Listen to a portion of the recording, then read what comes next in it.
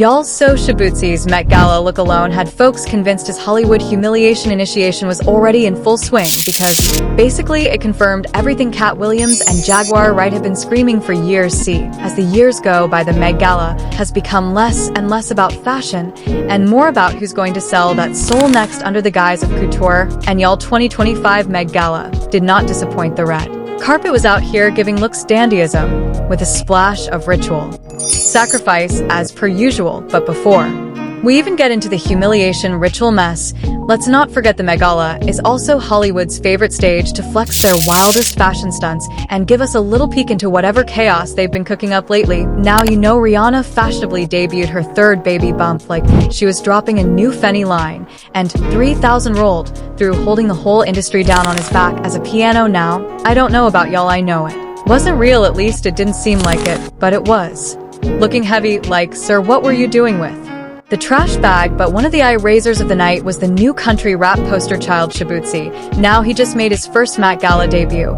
Let's just say it didn't give cowboy, it was giving confused flower girl at a cursed wedding. Like, let's just say it didn't give cowboy, but it definitely gave everybody at the bar getting tipsy. Cause are you drunk? It was given like sassy flower girl at a wedding. It was a lot of things, but not giving. It could really only be described as like a cropped baby doll blazer stitched together with the turquoise beads, grandma's pearls, matching a grill. And then this Sunday service hat, it was given welcome to the initiation, and the internet had a time. Social media was on the go, calling out not just his outfit but the entire energy around it. Like, why is it always the rising black male artists that gotta get tossed into this feminization machine the second they start trending on Billboard? Because listen, Shaboozey is kind of low-key sexy, but they had him out here looking bad. One user actually brought this up on X, or Twitter, for the folks still in denial, and summed it up perfectly. Why does every black man in Hollywood get forced into feminization once they reach stardom? Important to note, though, that this is a user that identifies as gay, but still added that the user was gay, and even they said even my ad wouldn't wear this. So let's not pretend that this was a personal or free will fashion choice either,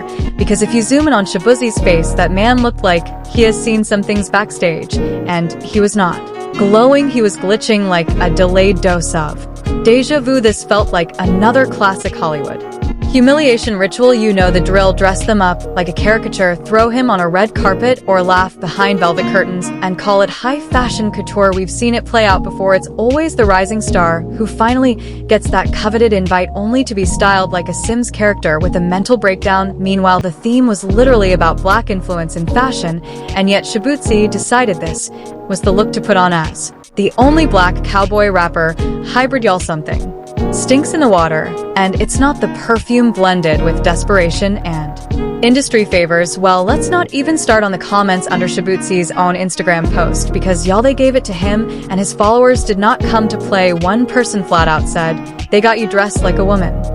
Another one hit even harder. "Every time we got a strong black man making moves, they find a way to make him look feminine. Stay woke, don't wear the dress." This other comment read, "Well, they got bro too." And then came the talks about Hollywood's humiliation ritual. Rapper Shaboozey appears to be a target of a new humiliation ritual at the 2025 Met Gala, arriving in feminine clothing covered with pearls, said the anonymous user. Well, y'all, this isn't just a fit, it was a message, and the message was pretty loud. Welcome to Hollywood, where the price of fame might just be your dignity, and we're not about to let that slide. So now folks want to act like Shaboozey showing up to the Met Gala outfit was just another fashion choice. Be so for real. Somebody online even tried to say this look wasn't too far off from his usual vibe, only that his stylist Anastasia just made a me version of it. Unless usual now means visibly uncomfortable and something that screams manufactured, then no, we're not buying it, not even if it was on clearance, because this man has given us cowboy boots and rugged masculine denim energy for years now. Suddenly he's dipped in pearls, rocking a crop blazer and a Sunday service hat like he going to Solange's wedding. Yeah, no, we'll make it make sense, y'all.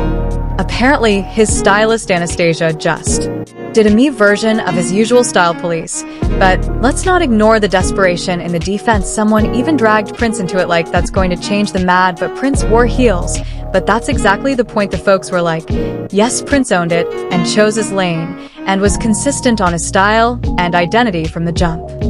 So there's a difference between authentic artistry and Hollywood's little puppeteer games. You can't compare a cultural icon who ran the game on his own terms with Someone who looked like they got peer pressured backstage before the carpet, and Shaboozey didn't just wear something different, he pulled a full 180 at the most visible event of the year. And timing, well, yeah, timing is everything. When folks pull a move like this, only once they touch Hollywood's golden carpet, it starts to reek of something else. Y'all can call it style exploration if you wanna, but a whole lot of folks are seeing ritual energy, and Katt Williams has been sounding the alarm on this mess, and he's been dragging the industry by his full-lace front for years now. Remember what he said in that Club Shay Shay interview with Shannon Sharpe, right? He clocked Kevin Hart straight up talking about how Kev swore he wasn't going to wear a dress until suddenly he did, and then try to act like I made my own decision. No, you did not really. You made the decision after it was handed to you with a smile and $1 million deal behind it.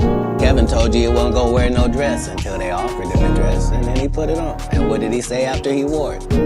I made my own decision. Duh. But you didn't make it before they brought it up, did you? It's okay.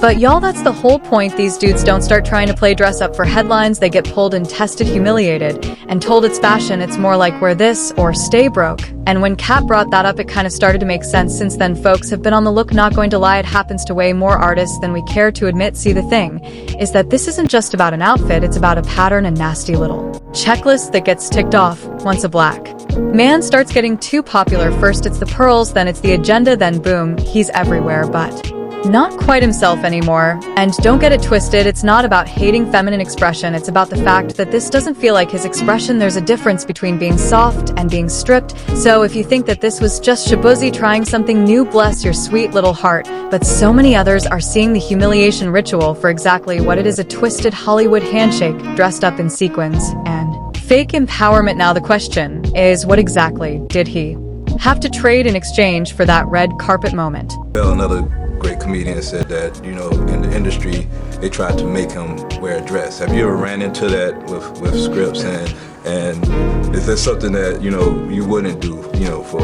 I definitely haven't ran into to put on the dress. I mean, you know, you have to have boundaries. You have to have limits that you refuse. Cause listen, Shaboozey isn't the first person and definitely won't be the last to shred into Hollywood looking like he lost his bet with the stylist, because this whole feminization of black man saga has been running longer than some folks' careers, and baby, the receipts are endless. Whether they play it along or push back, the outcome is messy.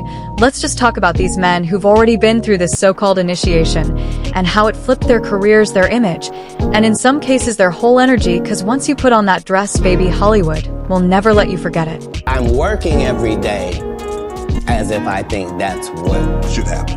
is how it should be. And I'm choosing comedians that also write and work hard and don't steal other people's material. And I'm making sure that they all make $300,000 a season. And I'm making sure that they're not ever signed to me or my conglomerate. And that's why they're successful. No, you can work with me and still be an independent businessman, boss owner like you came in. Right. I don't need you to be subservient to me. That's those other guys. Y'all remember when Dave Chappelle started speaking about Illing T, right? He straight up said Hollywood kept trying to throw him in a dress for no reason, like no storyline, no contact, just girly vibes, and not the good kind. It got so wild that a man had to walk away from $50 million in a Comedy Central bag just to avoid it, and Chappelle was so pressed on this that he legit packed up, ghosted everybody, and flew to Africa just to catch his breath and probably link up with his ancestors real quick.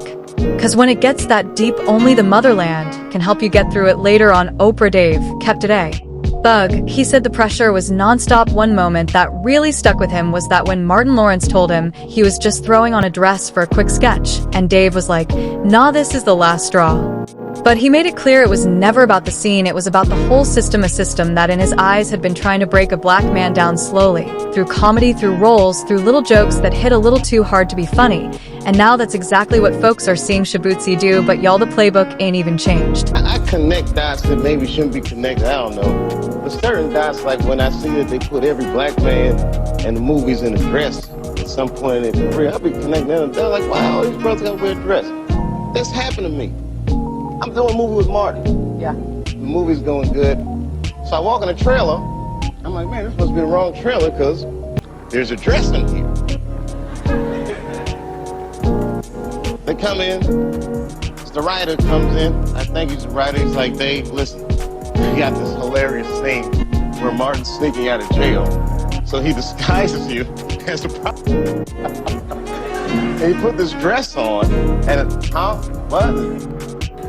Nah, I'm not doing that. But you want to know what's interesting? Dave Chappelle, too, was labeled difficult to work with just because he put his foot down. So Dave Chappelle wasn't the only one pulling back the curtain on Hollywood's shady antics, and neither was Chappelle the only one who's had to walk away from the bag to protect his peace and sanity, because even Mr. Denzel Washington had to make that tough call early in his career.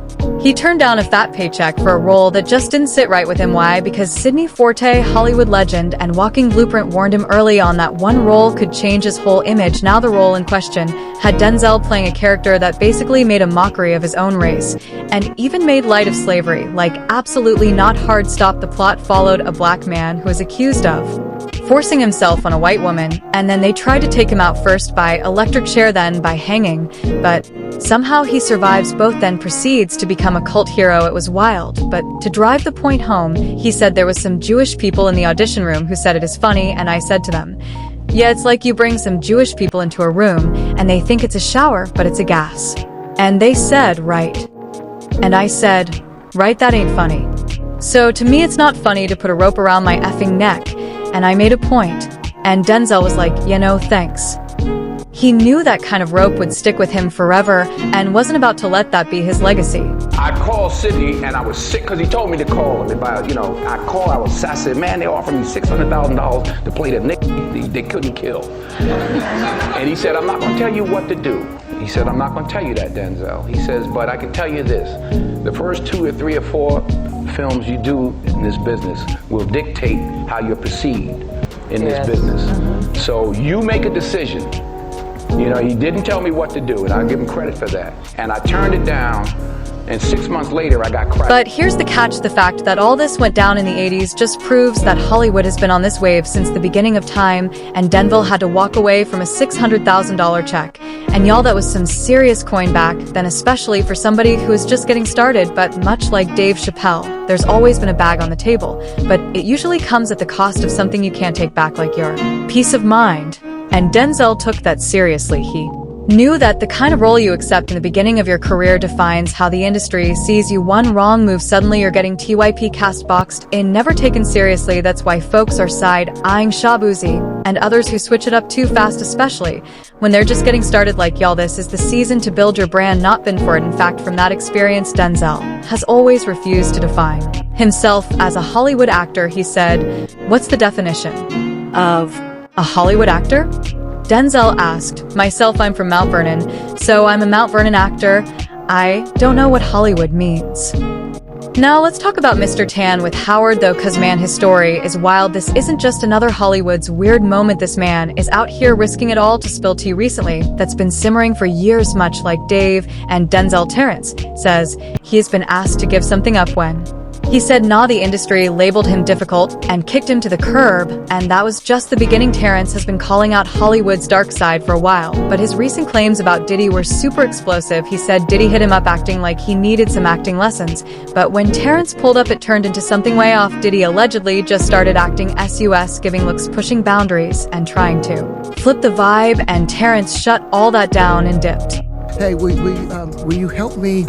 I want to hear your music, so I come over there and I play the music. You're sitting there, just looking at me, like waiting. Okay.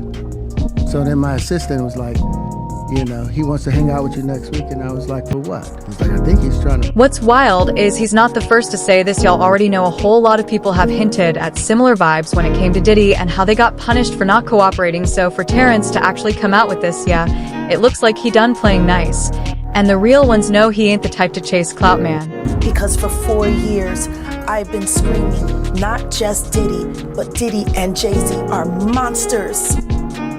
And the victim-making machine kept going. But people used to think that Terrence disappeared from Hollywood just cause he was over it. But no, he left because he was refusing to be emasculated, and they tried to put him in humiliating positions. And when he didn't comply, they hit him with the usual labels: unpredictable, difficult, and a liability. Y'all know how they do. But yes, Terrence has a messy past and allegations, headlines, all of it. But through it all, Hollywood still gave him work, and he was booked and busy until he started exposing that game. I don't know about y'all, but this humiliation ritual was way too much evidence backing it.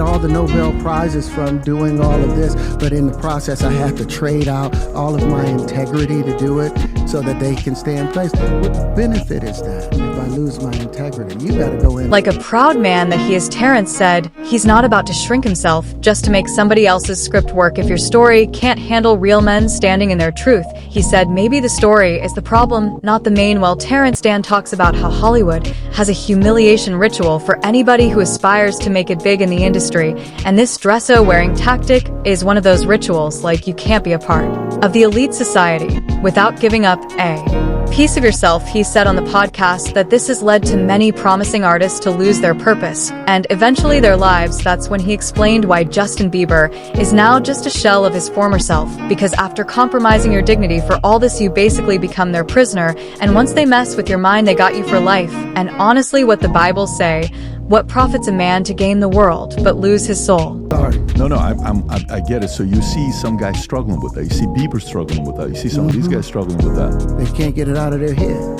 They can't get it out of their head.